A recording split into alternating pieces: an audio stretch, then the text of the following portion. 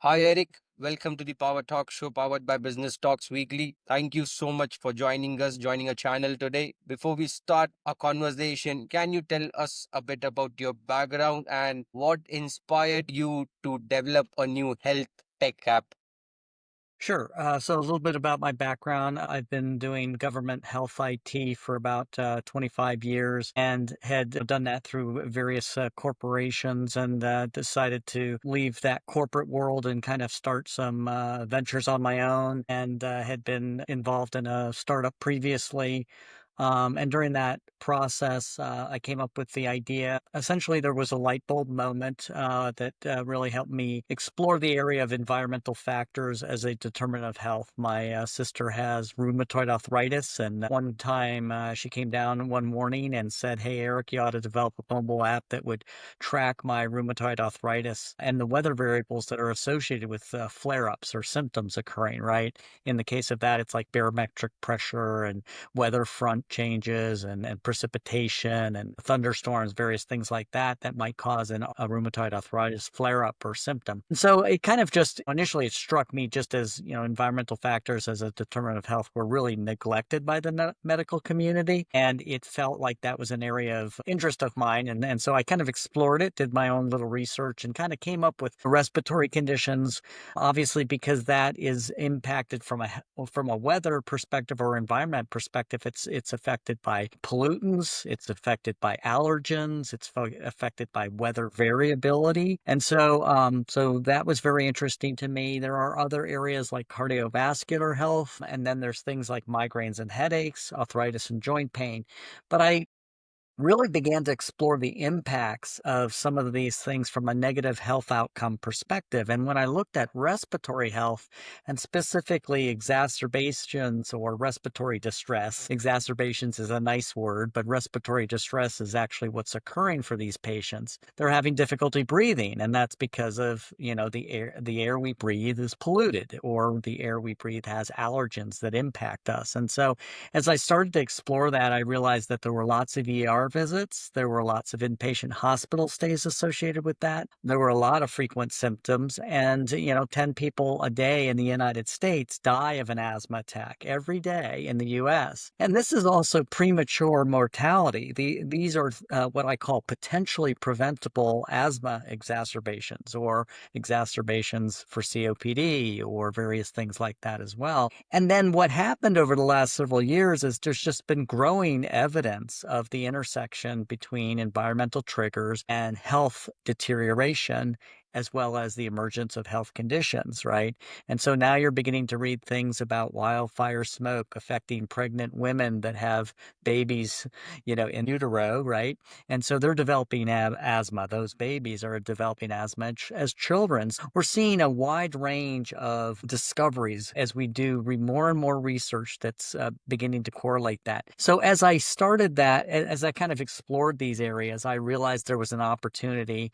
Again, as I was involved in government health IT, I knew a lot about technology and I knew a lot about what was kind of beginning to emerge: big data, analytics, AI, machine learning, digital health, right? Wearable sensors, a whole range of things. And so when you began to look at that, I thought, hey, there's two things that I think we need to benefit from this perspective. One is I thought we needed to develop a personalized environmental health model as opposed to the way we interpret environmental triggers today. We are distributed or broadcast air quality information, and that's information is 5 kilometer gridded, 3.1 mile radius information. And air quality is very divergent from one point here and then 3.1 miles away, right? And so what I realized is we really needed to track our own individual symptoms, our feelings, our wellness, and understand how those pollutants and variables may be impacting us on any given day. And so that was the idea for Daily Breath and Daily Breath Risk Index was, can we develop a personalized environmental health risk index over time? So that's where the technology comes in, and I'd be happy to share more of that as we go along. Thank you so much for sharing that introduction. And it sounds so interesting. I have so many questions. So, coming to the app, Daily Breath, how do you track? Is there any specific sensor and what all things do you track? Right. So that's been the real discovery for me is when I started this. So I started doing prototype and then two MVPs and then went to market.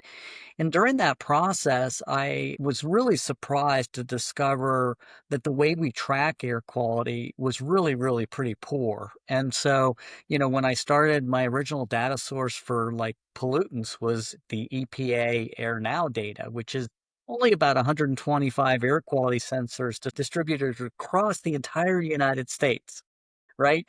And so what they do is they extrapolate that data and create modeling that tries to tell you what your air quality index is for your location. Now, I can tell you the air quality sensor in the Washington, D.C. area, I live in Centerville, Virginia. The air quality information, my closest sensor is over in Maryland. It's probably 7, 8, 9 miles from here. And so that's where I began to realize is that there just really wasn't a lot of granular information for many of these things. And then when you get to pollen, which is for allergies, it's even worse. So that was very interesting. But what I have to say is I built this platform with the idea that the advanced technologies are emerging, right? So we start out with satellite observational data.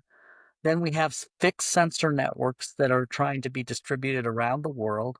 Then we have something even there's a couple of companies that have air mobility, not an air mo mobility networks, right? They stick these air quality sensors on top of cars or vehicles or fleet vehicles, and they travel through a city and they begin to map where air quality is poor in that particular city. So that's more granular than those fixed sensors. And then the last thing is there's even wearable air quality sensors that are emerging. So those are tracking it right on the person. So as I've developed this platform, my goal is to provide the user the closest available source.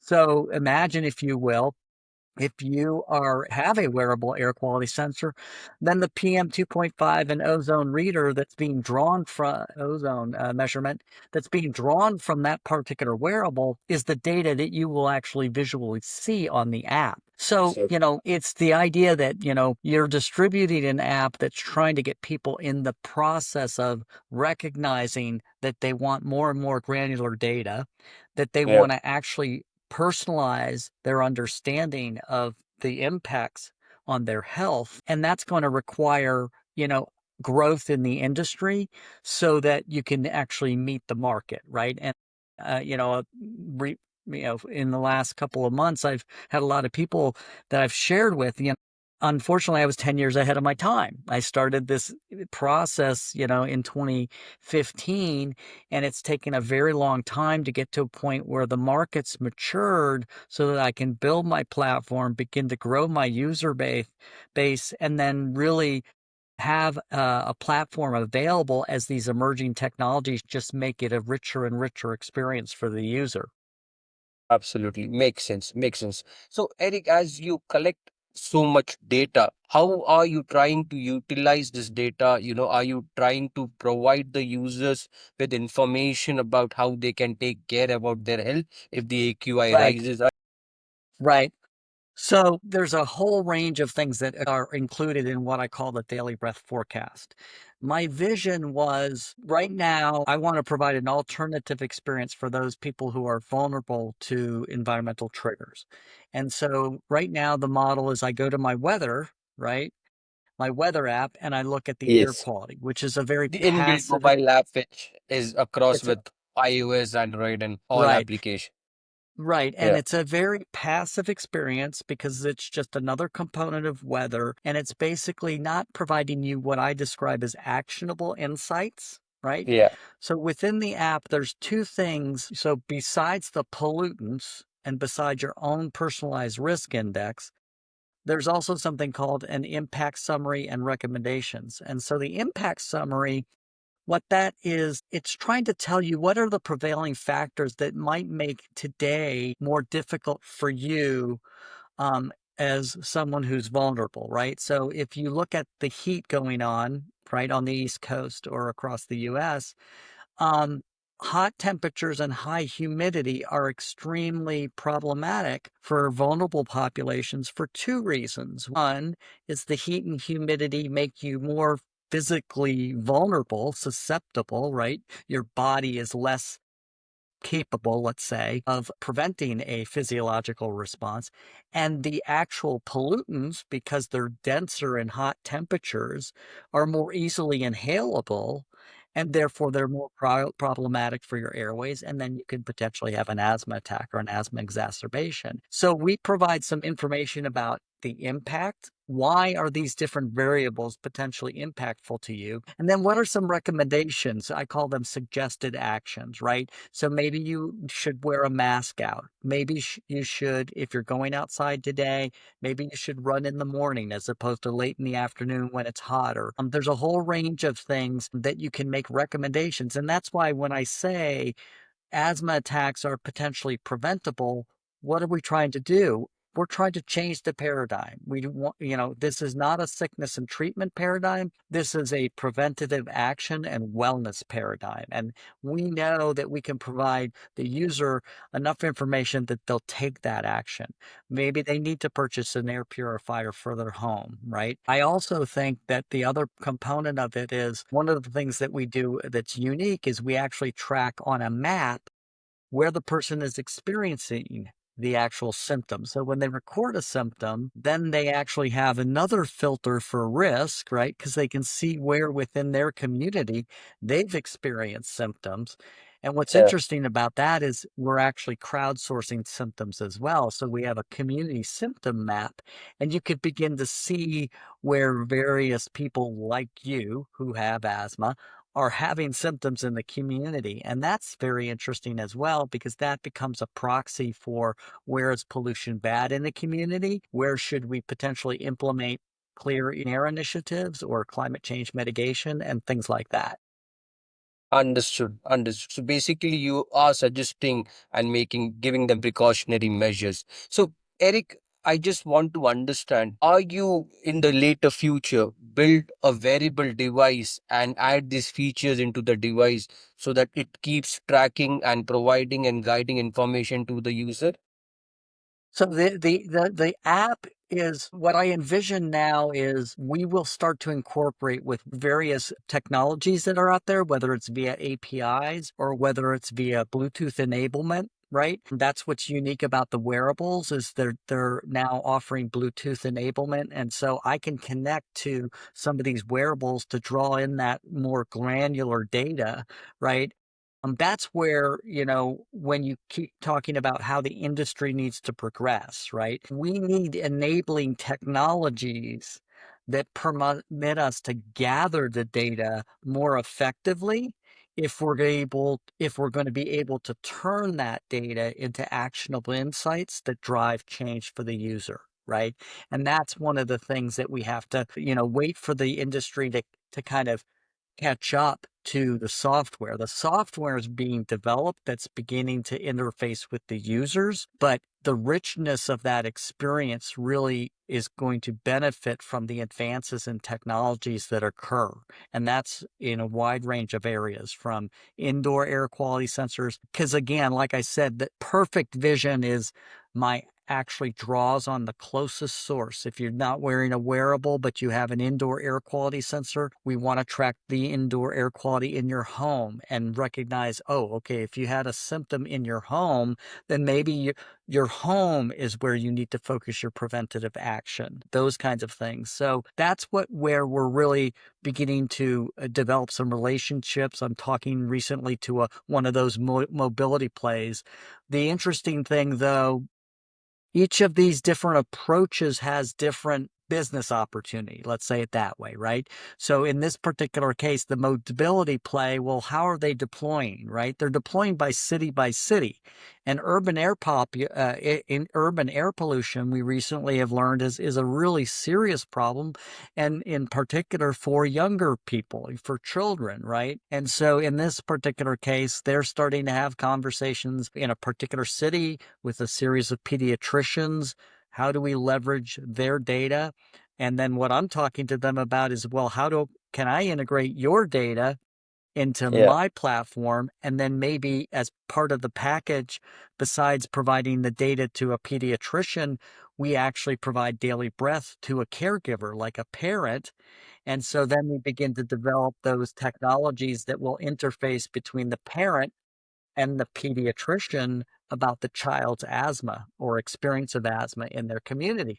And again, creating more of an intersection that allows the the medical community to be able to aggregate data, what I call real world evidence of how their patients are experiencing the environment, and letting that be another component of informing them how they ultimately should treat their patients. Understood. Makes sense and sounds interesting. So, Eric, as you are collecting these amount of data, what interesting things are you seeing in them? Like, where is the AQI high? Where is there is a lot of pollution, and what is the best way? Right, right. Well, so again, I think it's anecdotal to a certain extent right now. I mean, that's one of the things that I'm also catching up with, right? We have a whole research community that's suddenly beginning to highlight this topic, and I'm actually looking for an academic partner that can, utilize my data as a source, right? And actually begin to generate those findings.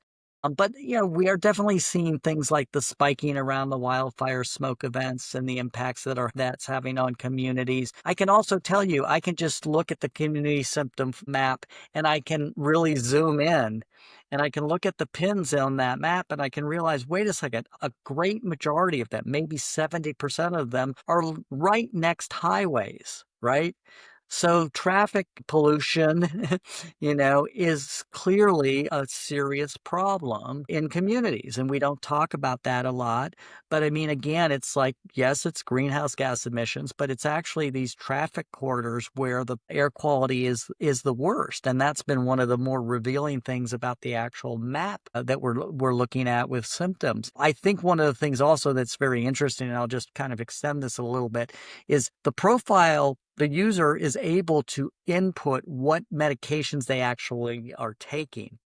And so again, a lot of times I like to say that we're like in the second inning of a 9 inning baseball game in this whole environmental universe, right? And the reason I say that is we don't really track efficacy for pharmaceuticals. When inhalers are actually used as medications, do we actually know whether controller medications are effective in mitigating asthma exacerbations, right? For the most part, yes, they are. There's been some clinical trials that have found that evidence, but in worse pollution, is it worse with the rescue inhaler? Should a asthma patient need to use a rescue inhaler 5 or 6 times before their breathing distress or respiratory distress is alleviated? We really don't know that. So that's really, again, you asked about kind of where the data can be used. The data Yes. can be used in a lot of different ways. But again, I think that's part of the challenge is the business models have to kind of catch up, right? You have to build a big enough database, big enough group of users using your app so that it begins to look attractive to those pharma companies and say, oh yeah, we'd like to look at that data, and that data might be valuable. So that's one of the biggest challenge from a startup perspective is you're really waiting for the business models that Yeah. will generate revenue to emerge, right? And that's been my biggest struggle, I think, is when you're going to a consumer market that has, you know, 250,000 health apps on the app stores. You're trying to compete against all that. And how do you do that and do that from a business perspective? There's a lot more opportunity if you have a business to business play than there is a business to consumer play. But having said that, we have some plans for developing a more premium version that would be potentially paid monthly, with a discounted annual fee and things like that. We definitely, we have a ways to go, but it's an exciting space to be in, and there's things constantly changing. And again, like I said, I think I have a voracious appetite for just learning, and there's just so much learning going on consistently in this field. Yes, it is. When you mentioned about the greenhouse emissions and the things about the cars, about the mobility, about the pollution, I have one final question to ask you. Like, we have MNCs and corporates taking sustainable measures and putting in sustainable practices, and there are also projects of carbon offsets. What are your thoughts? How are they impacting reducing AQI and pollution to Well, certain extent? Right, and so that's the other interesting thing, right? I think one of the things that I noticed as the discussion or um, the volume around climate change increased over the last, 5 years. One of the things that I noticed is certainly the dialogue around climate change and its impacts on health increased. And as that was going on, I think one of the biggest challenge with climate change mitigation or environmental mitigation, one of the biggest challenges is ROI. And you're looking at, we're going to expend a certain amount of money to do these things because we think they'll clean the air. But how do you track that return on investment, right? And so I think one of the things that we're beginning to realize is that, well, wait a second, maybe one way of doing that is by tracking health outcomes, right? With something like Daily Breath and other tools, and realizing, wait a second, if we're tracking symptoms before these particular mitigation solutions are implemented and then tracking them after, we have a prism through which we can understand how effective they've been, right? And I've seen some things emerge recently. One is a company that creates kind of it's a moss it's a moss device that's kind of commercial grade that you put in a center of a city, and Okay. because the moss can pull in Yeah. pollutants, right? Yeah.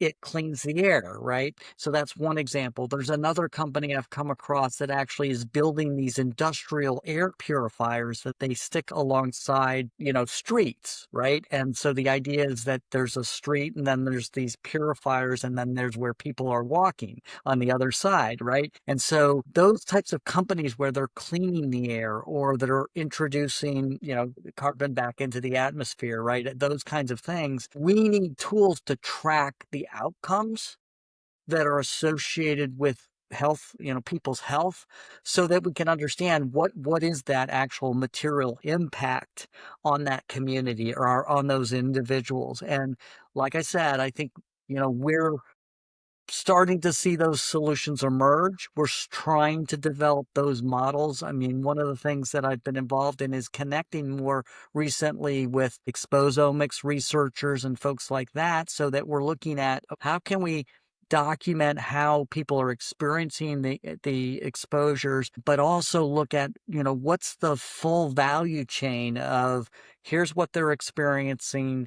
Let's introduce some solutions that might clean the air on a macro level and then see if those individuals are actually experiencing that benefit. I think that ultimately accelerates, um, permits cities and governments and everything else to introduce these large scale initiatives because they cost a lot of money. And if you can at least, justify that I think that's at the macro level. I think also at the personal level, right? Individuals are not really going to implement an air purifier if they don't see any material benefit, right? And at least if Okay. they're using the Daily Breath app and they know that they've had symptoms before, and then they introduce an air purifier to their house and suddenly they're having less symptoms, I think Yes. that's a validation that, oh, okay, well, maybe this was worth, $199 for an air purifier or something like that. So again, I think all of these things are things that in the future are going to be just a matter of course. People understand it. They're like, I know how to track it. I know how to see that there's some material benefit. And, I think at the end of the day, it's somewhat of a no-brainer. I think the insurance companies, probably the health insurance companies, should be paying for air purifiers. Right. Yeah. I mean, if we can validate that it reduces bad outcomes and ER visits and things like that, then you want the insurers to pay for that instead of the actual patient. So, but like I said, we're very early stage in the process and just a lot of opportunity for the future. Absolutely. Makes sense. And it's not just action, it's track and measure and then validate. Right. So, yeah. So, I mean, track, learn, know, and act. Because it's personal. It's the air you breathe in your health. Right. So that's what I talk about. Track your symptoms, learn your triggers, know the impacts, and then take action. And that's really the value chain we're trying to develop with Daily Breath. Thank you. Thank you so much, Eric. Thank you so much for joining our channel, our podcast today. It was a wonderful conversation. Well, thank you very much for this opportunity. I really appreciate it.